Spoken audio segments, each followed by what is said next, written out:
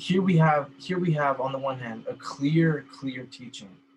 We are not responsible for other people's responses, but we are responsible for stewarding our gifts well. And I feel like it's come to a point, at least God, it seems like God has made it clear that, it would be a better investment with the gifts I've given you to go and move over here. And so, um, the idea of like, if I'm going to post something, is it really reaching people? We should post intentionally. And also, sometimes it can get dreary, maybe monotonous, and we don't feel anything. Like, don't worry about your feelings too much. Like, we give way too much credit to our feelings. Um, but be persistent, be a good steward with the things that you've been given. And then the other thing I was going to say is, one thing we definitely don't want to happen, and I see this way too often.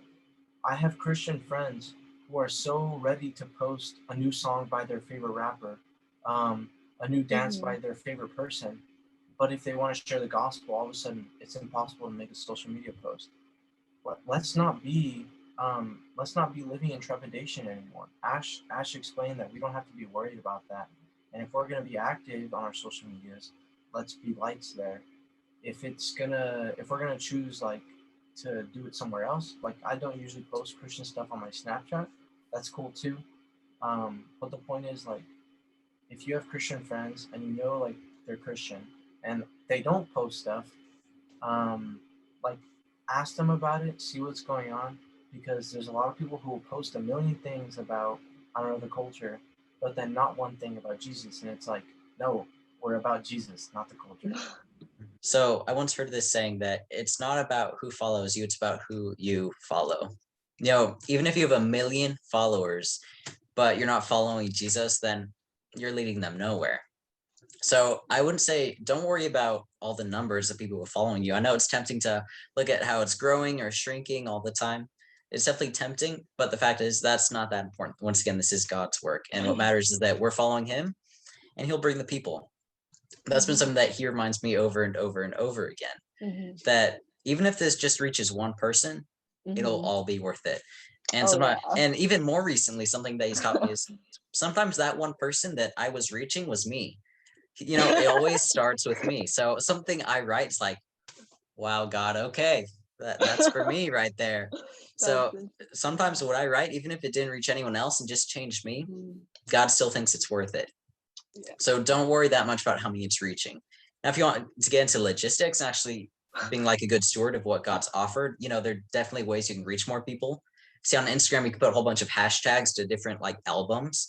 So it reaches more people. It comes up on their feed. So we could give you like different tips on like Instagram or stuff like that to reach more people. But say don't focus on that. We can definitely get into efficiency. But first things first, it matters who we follow and just that we're remaining faithful to that. This idea of persistence, I'm not personally like a Calvinist or Reformed, but John MacArthur, if you look at, his dedication to his church, he's been there like every Sunday, like teaching at his church for, I think it's like over 50 years or something like that.